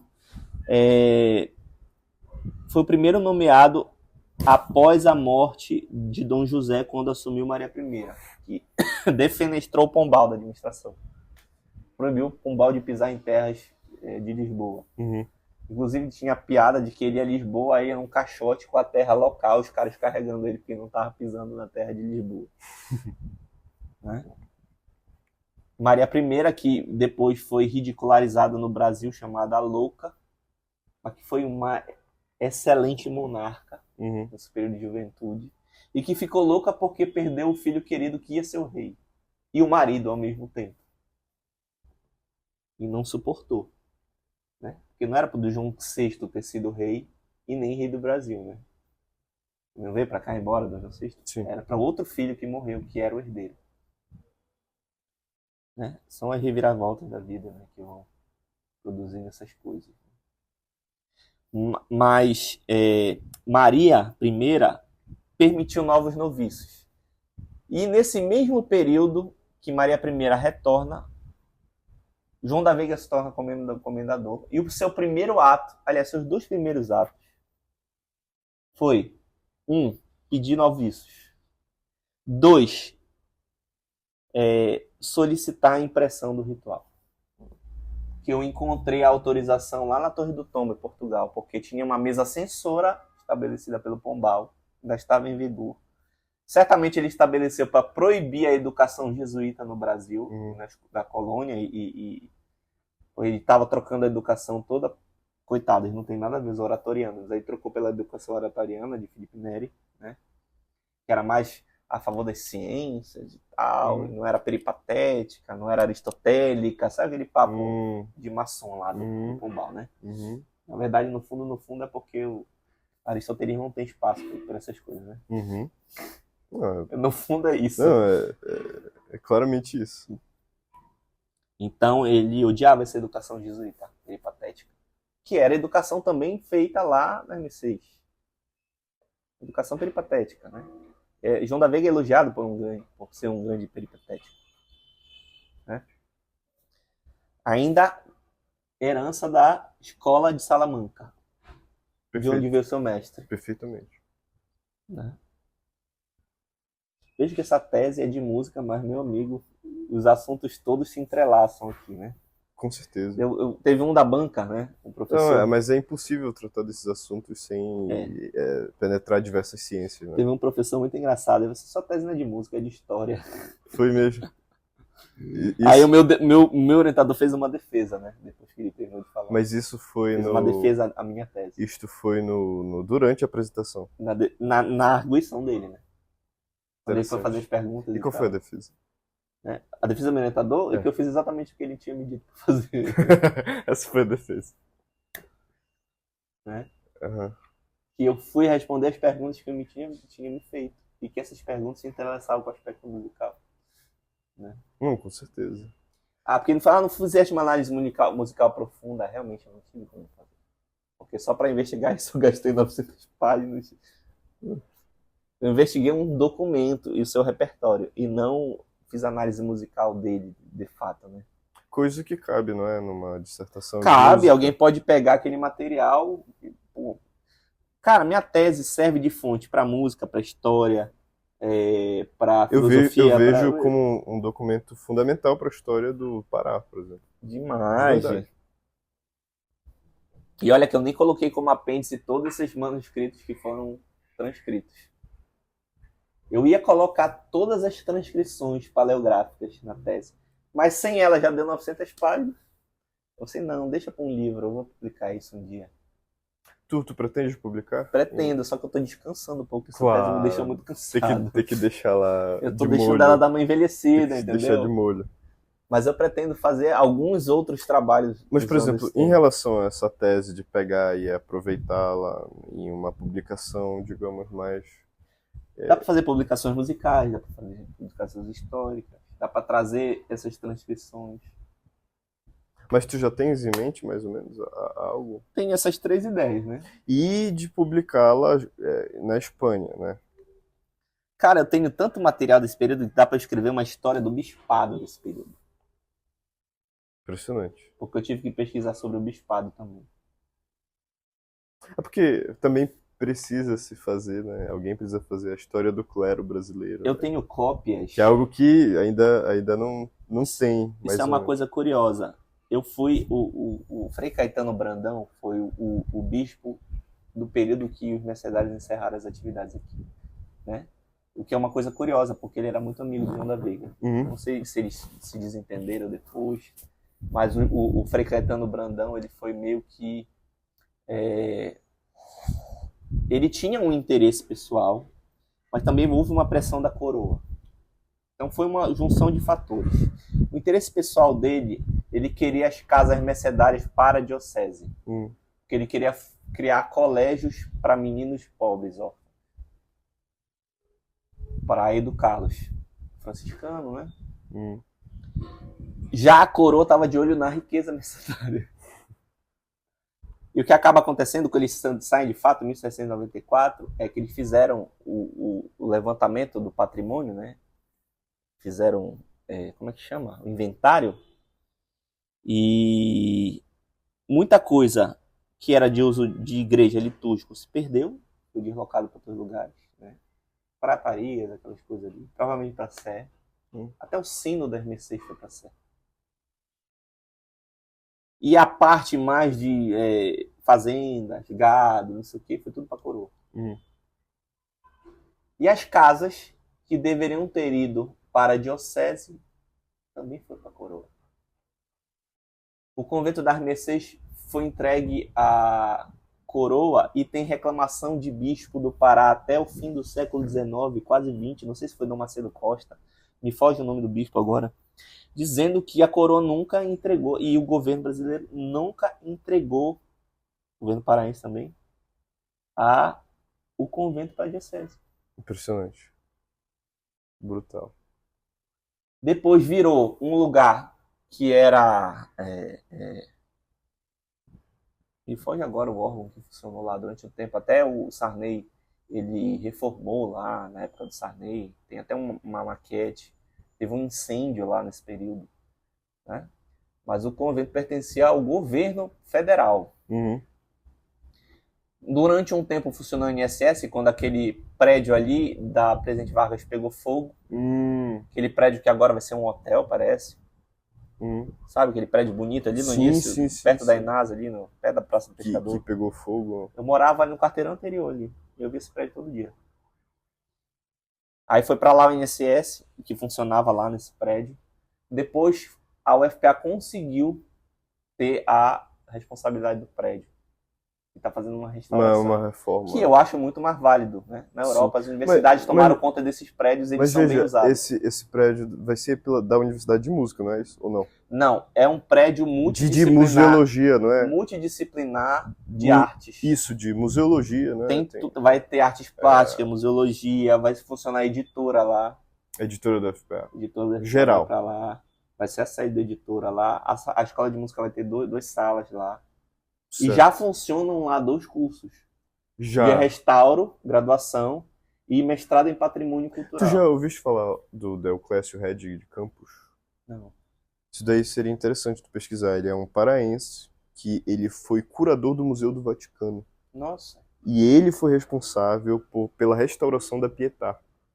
Paraense. Meu Deus, olha foi para lá, se eu não me engano, é porque também eu não disponho de pesquisa. Eu acho que tu podes pesquisá-lo, né?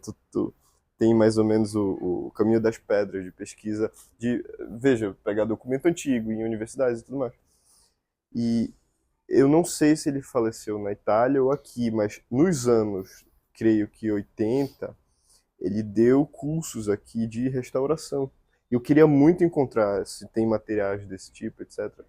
E, talvez as professoras do curso de restauro ele publicou muita coisa em alemão, italiano. Acho que somente uma coisa em português tem tradução, etc. É um sujeito que precisa ser estudado, desbravado, e o trabalho dele precisa ser trazido à tona, e até mesmo de reconhecimento cultural. Porque, veja, ele restaurou a Pietà, participou de diversas equipes de restauração no Vaticano, foi o curador do Museu do Vaticano. Acho que as professoras de lá devem conhecê-lo, do curso de restauro. Porque não é museologia que funciona lá, é restauro. É restauro. Tá? Ele foi muito importante assim para a história. Funciona no 2º andar, e no térreo, no primeiro, né? No térreo vai ser a editora, vão ser salas para música. Vai ter um laboratório de musicologia lá. Impressionante. Vai ser um lugar... Cara... Me parece que tem até uma sala de arte, não lembro se é na Argentina, se é em Portugal, se é de algum museu que tem o nome dele. Então ele é um sujeito assim... importante. Nós fomos visitar lá logo que o prédio foi entregue, o reitor foi da época. Ele foi reitor até pouco tempo. Sim, né? Sim, mudou agora, né? Quase. Professor Emmanuel. E aí estavam as professoras responsáveis pela restauro lá, pelos cursos, a responsável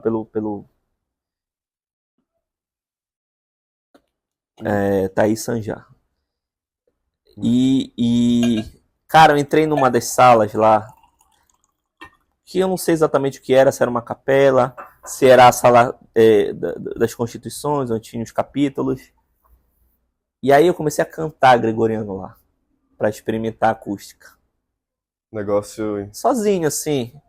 Cara, ele ficou emocionado. Porque é um negócio espetacular cantar gregoriano lá. É, de fato.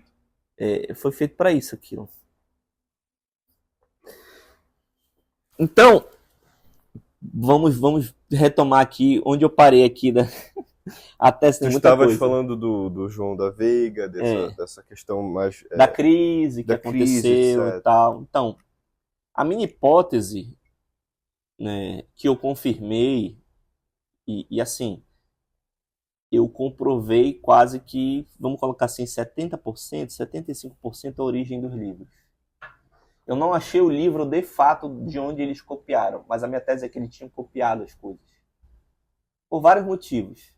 Primeiro, tem uma pista muito interessante. O editor do livro, o impressor do livro, ele estava no Pará preso, em 1677. Uhum.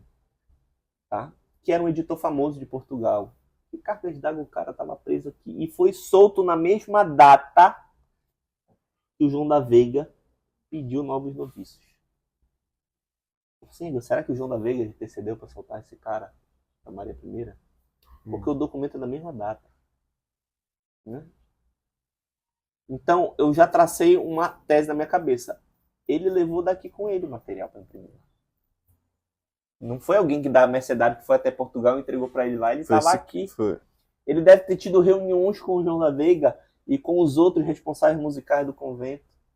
Ele deve ter levado com ele os livros de onde era para ele copiar cada parte.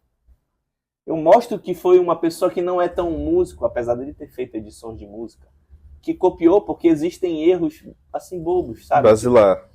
Erro de linha, sabe? Tu tem a pauta. Sim. Aí o cara, em vez de escrever na segunda linha, escreve tudo na primeira linha. Ou seja, isso daí é rudimentar. Isso é erro rudimentar. A pessoa se confundiu, entendeu? Quando eu estava copiando. Porque eu pego o livro espanhol e pego o livro daqui, eu digo espanhol lá, Mercedário. E tem erro de linha. Transcreveu na linha errada. Tem erro de nota. Colocou a nota no lugar errado. Tem erro de impressão. Por quê? Porque, como era a impressão? Primeiro imprimir as linhas e depois imprimir os quadrados. Uhum. E às vezes tu deslocar um pouquinho, sai um pouquinho fora do lugar. Né? O texto é mais difícil de ter erro. Tem suas diferenças porque o latim era escrito diferente nos livros portugueses e nos livros espanhóis. Então tem suas diferenças. Né? E essas mudanças não... Mas são mudanças era de estilo. Era de estilo ou era de estilo, semântica? Em vez de usar J, usa I. Tá. Sabe essa coisa? É a grafia que muda, mas é a mesma coisa. Certo. Mudança de grafia. Isso tudo está nos apêndices, tá? Porque eu transcrevi tudo que estava no livro de onde foi copiado e tudo que está no livro português. E aqui é uma pergunta importante. O conteúdo desse... O conteúdo é aquilo que eu te falei, é um complemento ao rito romano no que concerne práticas mercedárias específicas, principalmente procissões e rituais próprios mercedários. Perfeito. Tá? Sendo que o segundo volume é totalmente fúnebre. É um volume para exéquias, para todos os rituais fúnebres possíveis, que está ausente completamente do primeiro. As missas não foram copiadas. Missa Nossa Senhora das Mercês Especialíssima, missa de São Pedro Nolasco, missa... Por quê? Porque para mim eles usavam a liturgia romana para celebrar essas missas. E não a liturgia mercedária própria. Tá? Perfeito. Então o conteúdo do livro é esse. Né? Com o que era de romano sendo copiado de livros romanos. Não necessariamente os livros romanos de Roma, mas os livros romanos que sofreram a influência, e essa informação é importante, sobre a ordem capuchinha portuguesa que estava, e eu fui lá visitar também o acervo, estava no convento de Mafra. E Dom João V construiu o convento de Mafra para agradecer por ter tido um filho chamado Dom José, né? Depois ele virou maçom. Não sei o que o Dom João quem pensou disso, né? Mas ele construiu um convento para agradecer o nascimento do Dom José I. E nesse convento ele colocou os capuchinhos. E os capuchinhos aprenderam o seu canto, não mais o seu canto remanescente franciscano, mas um canto de influência italiana, de influência romana, com o seu sotaque local. E esses livros portugueses eram impressos em Portugal. Existia uma certa liberdade de impressão de livros romanos em vários lugares. E livros diferentes em vários lugares. Então tem vários livros portugueses de vários períodos do século XVIII com melodias diferentes entre elas. Isso só já dá uma pesquisa enorme, né? Que eu espero que algum português faça. Se não fizer, eu vou fazer. Já estou avisando. Né? Porque tem muitos livros catalogados lá em Mafra com melodias variantes, entendeu? Só que, como eu falei, os europeus, eles não são muito ligados nesse período. Porque como eles são muito antigos, eles querem o que é mais antigo. Então, tu for ver lá, a pesquisa gregoriana lá em Portugal, são os livros do século XII, XIII, XIV, não do século XVIII. Eles catalogam, é verdade, eles catalogam tudo. Tu tens lá o Convento de Mafra e tem outro acervo lá que tem catalogado todos os livros que tem disponíveis. Não tem digitalizado tudo, tem catalogado qual é o nome do livro, qual foi a data, tem uma foto da capa, né? E eu não achei o livro exato que João da Veiga pegou e deu pro impressor. Tu copia daqui o que for de origem romana. Eu não achei esse livro. Eu achei alguns livros portugueses que eu descobri que ele copiou daqui isso aqui, ele copiou daqui isso aqui. Até imagens, cara. No segundo volume, das Ezequias, tem uma imagem de como ficava a posição no altar do padre, do diácono, com uma cruz assim. E tu achou de onde ele tirou isso? De um livro de origem agostiniana, que tem a mesma imagem.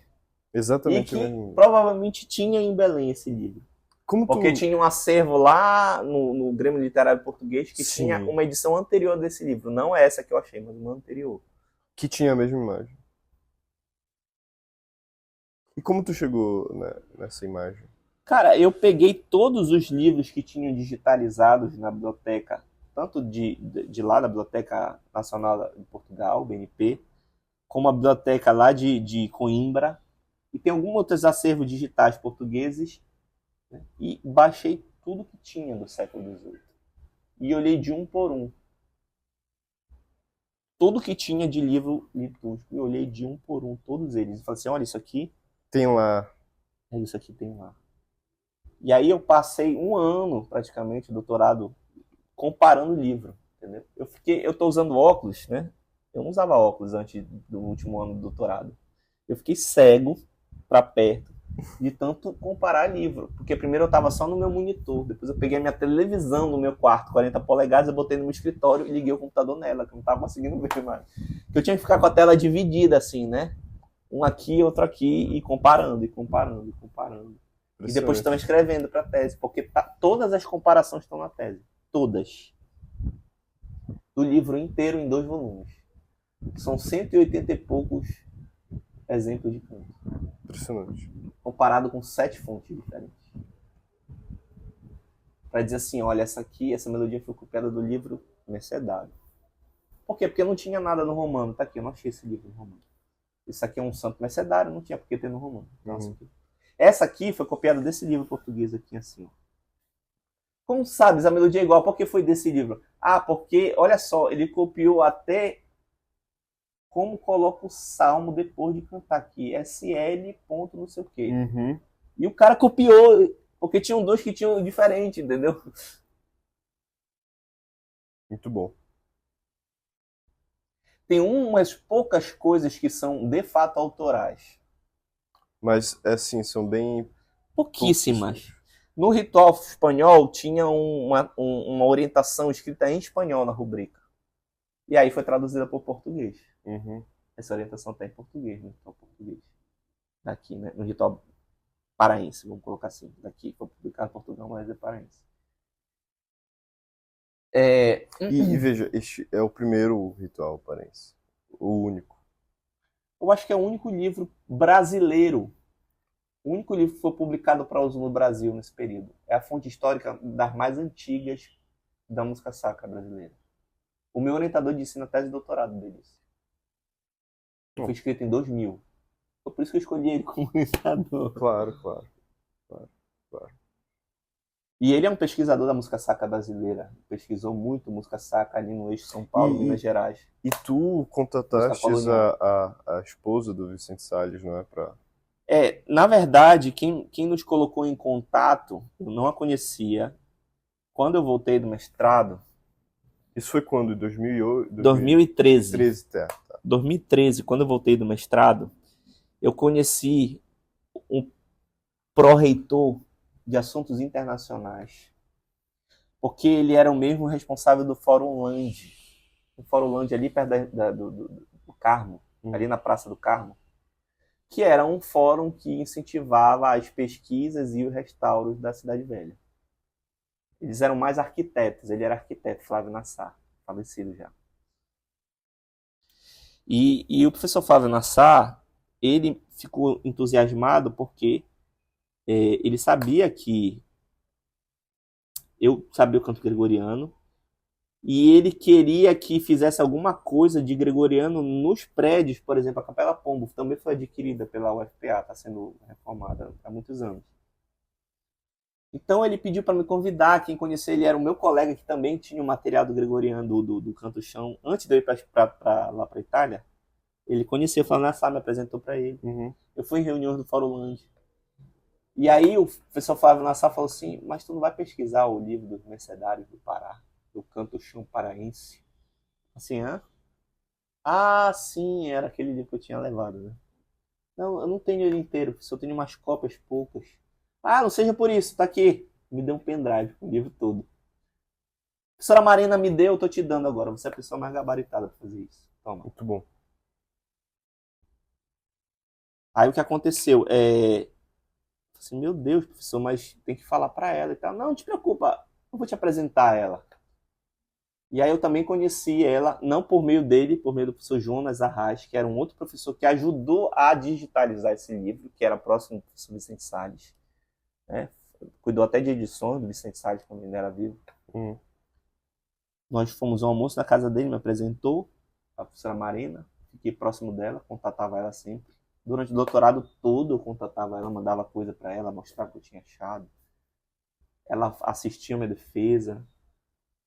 Muito bom. Eu dediquei a tese ao Vicente Salles. Eu vi. Tinha que ser a ele a dedicatória, né? Porque ela disse para mim, né, que ele já era falecido, que ele era um garimpador de raridades, né, musicais.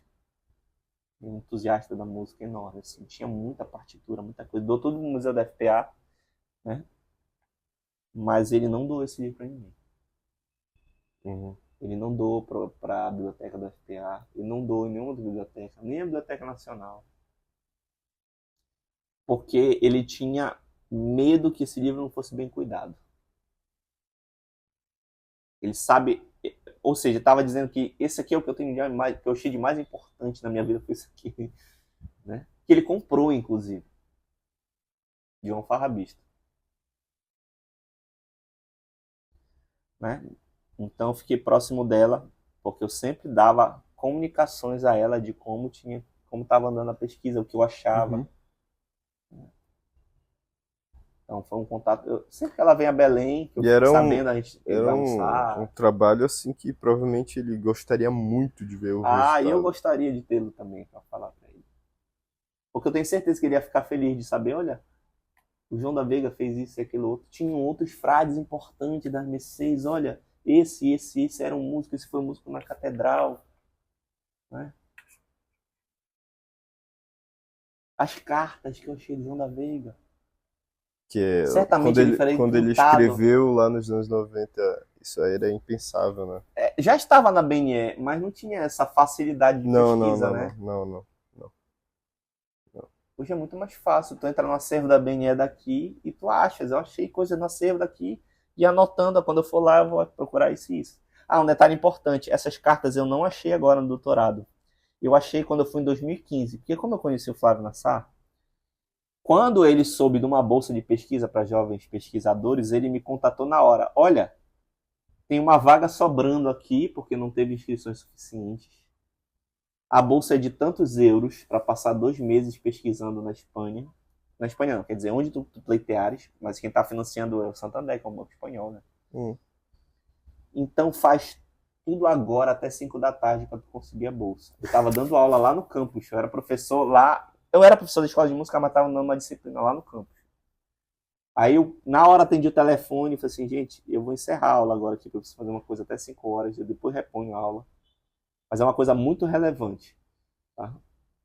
E aí eu fui correndo pro Banco Santander, lá no Vadião.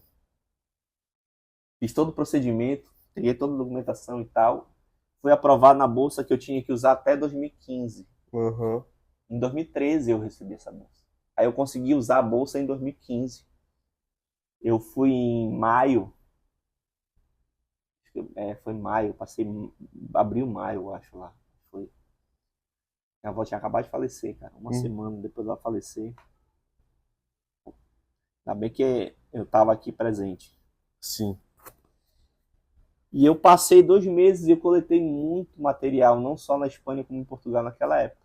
Só que de 2015 até 2019, quando eu comecei o doutorado, eu não conseguia ter tempo para pesquisar valendo isso. Porque eu não fazia só aquilo. Eu tinha que dar aula, eu era da gestão, então era coordenador, então era tudo ao mesmo tempo. Eu até tinha um projeto de pesquisa, até publiquei alguma coisa com bolsista, mas não andou muito, entendeu? Tu tinha ficado muito desgastado também, não é? Sim. Não andou quase nada. Então andou mesmo depois que... Principalmente depois do doutorado de sanduíche, que foi no 3º ano do doutorado. Porque eu tinha muita coisa, mas tem coisas que eram importantíssimas que eu só conquistei no doutorado de sanduíche. Porque eu não tinha coletado tudo em 2015. E a tua tese, ela coloca muita porta para pesquisas futuras, né? Assim. Para mim e para outras pessoas. Cara, só de tu ter todas as melodias comparadas desse livro, em 7 livros, isso é fonte, assim, de pesquisa infinita, assim, para quem for pesquisar isso. E eu fiz de propósito a minha tese, porque isso é uma coisa típica gregorianista, né? O que eles fazem? Tabelas comparativas de melodia. Até os que pesquisam a Idade Média. Pegam vários manuscritos e vão pesquisando. Trabalho paleográfico. Sim. Paleografia de texto também faz isso, né? Vamos pesquisar a fonte do Evangelho. Aí a pegar várias fontes, ficar comparando. Sim. Né? Então, como já tinham feito isso com esses manuscritos antigos, eu vou fazer dos manuscritos do documento do século XVIII. Fica muito mais fácil. Isso é fonte infinita de pesquisa, entendeu? O cara quer pesquisar música sacra no Brasil colonial.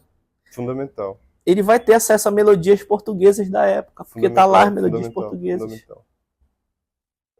Entendeu? O cara vai pesquisar a relação dos dominicanos com os mercedários. Ele lá da Espanha quer pesquisar os mercedários antes da Reforma de Trento. Tá lá as melodias comparadas. E assim, o teu trabalho consiste em continuar a difundir o canto gregoriano culturalmente. Assim. Diferente, como aquele preâmbulo que a gente fez lá e tal, da adaptação aos tempos e tal, e mostrar que cada período tem sua realidade, né? Eu faço eu não prego um gregoriano que seja um gregoriano assim, por fascinação estética. O gregoriano não é isso. O gregoriano não foi concebido para ser isso. O gregoriano foi concebido para ser uma espécie de, como a gente fala? Trilho. Um canal de divulgação do texto sacro, do texto que está na Bíblia. De comunicar aquele texto da melhor maneira. Não vai perder. Então, o gregoriano ele é esse canal excelente de comunicação do texto sacro. Porque ele vai usar, e a gente volta à retórica aristotélica, ele vai usar o melhor ethos possível, que o ethos não é a pessoa que está falando aqui. O ethos é a pessoa lá na retórica aristotélica. O ethos é a melodia gregoriana. O modo gregoriano. É o a caráter, escala gregoriana. É o caráter, a presença. O centro, não o patos, mas a mensagem mesmo é o texto. Uhum. E o patos, o que ele vai provocar também um afeto. Né? Só que a pessoa hoje fica só no afeto. E é um afeto que é difícil a pessoa interpretar porque é anacrônico. Uhum. O nosso ouvido ouve outras coisas hoje, entendeu? Tem contato com outros repertórios. Até quem ouve música clássica do século XVIII não tem nada a ver com canto gregoriano, com sinfonia de Beethoven ou de Mozart. Ou com Bach. Nada a ver. Uhum. Então, a interpretação desse afeto, ela fica prejudicada. Nós ouvimos gregoriano e se mudar um modo do outro, a gente não faz ideia do que mudou, entendeu? Mas mudou muito para uma pessoa daquele período, entendeu? Eu vi uma melodia dominicana, uma melodia gregoriana, uma melodia romana antiga, uma melodia galicana, uma melodia moçárabe, bizantina. Cara, são mundos completamente diferentes. E se a gente ouvir, a gente acha a mesma coisa. E, assim, qual é a tua percepção do gregoriano agora e adiante? Assim? Eu acho que para a gente realmente aproveitar tudo que o gregoriano oferece, a pessoa comum, um afegão médio, né? Claro, claro, O claro. afegão médio aproveitar o gregoriano, ele precisa primeiro ter contato com um gregoriano mais simples e na língua que ele entende. Porque a função do gregoriano é comunicar o texto. Se você não sabe latim, não entende o que estão cantando, não faz sentido você ter todo esse apreço pelo gregoriano, porque você não está entendendo o que está sendo dito. É verdade. Acaba que o canto ele não cumpre a sua função vital, que não é o sentimento. Veja, eu posso ter um sentimento ouvindo a canção em árabe, mas o propósito real do canto é a razão, é o logos. Veja, é ter aquela experiência mais clara, mais estética do texto sagrado. Né? E o canto, esse canto gregoriano, ele faz a exegese do texto. Sabe o que é uma melodia fazer a exegese do texto? No sentido de que vai destacar musicalmente as partes mais importantes do texto. Vai interpretar o texto para ti. Perfeito. Então, se tu entende o que está sendo dito, tu vai entender que essa palavra aqui foi mais importante, porque tu está entendendo o que quer dizer aquela palavra naquele contexto. Perfeito. Agora, tu não entendi nada. Então, tu só tem um prazer estético. O prazer estético é o que um progressista quer hoje ter. E é o que não é. É um Veja, pós-moderno, não entendeu? não é muito difícil de ter. Agora, a compreensão do texto sagrado aliado à oração, isso Se tu é entende difícil. plenamente, pensa na profundidade da tua relação até afetiva, né? Até de afeto com aquele texto.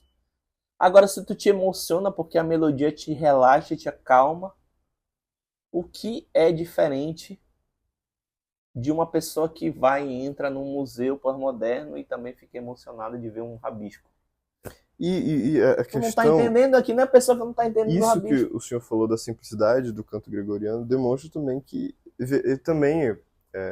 Veja, o Ronaldo, eu já cantei com ele, que inclusive Olha, bacana. com o grupo que ele fez de gregoriano, e assim, o afegão médio ele entende e gosta. Sim, se Porque tu explicar, ele entende. é simples, é em português.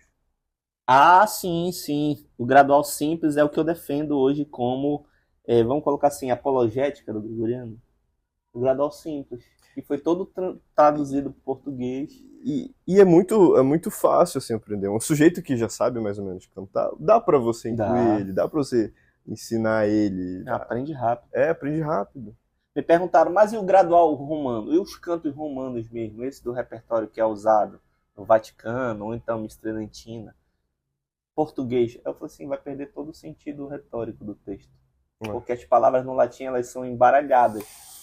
Então vai cair uma palavra num ápice que não é a palavra que era em latim, para poder encaixar o texto. Então não faz sentido tu traduzir o gregoriano. O que faz sentido é tu fazer um percurso saindo daqui de baixo com um gregoriano simples, o gradual simples, em português, depois indo para o latim, para chegar naquele. Porque aí a pessoa vai saber, muitos textos são comuns, né? Do gradual simples para o gradual romano. Então a pessoa vai saber o que está sendo cantado. Ela vai entender a profundidade de como aquilo está sendo dito. Né? Fora isso. sinceramente, é só apego estético. Sim, sim. É um anacronismo. Você se apega à estética de uma outra época que não é a sua. Isso. Porque, era uma época melhor, que também é uma construção ideológica. É Claro, uma época melhor.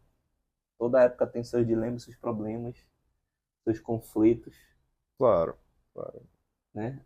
A igreja sempre passa por essas coisas também. Sim, sim. Então, tendo em vista os nossos compromissos, nós vamos encerrar por aqui. Foi um grande prazer conversar com o senhor. Eu gostaria muito de ouvir mais sobre isso, sobre esse assunto, e vou ler a tua tese com muito cuidado, com muito afinco, checando os documentos e anexos e tudo aquilo que tu descreveu. E foi uma honra recebê-lo aqui. Muito Eu obrigado. que agradeço. Peço que todos se inscrevam no canal, compartilhem, curtam e comentem qualquer coisa, e estamos juntos aí. Muito obrigado. Um abraço, até a próxima.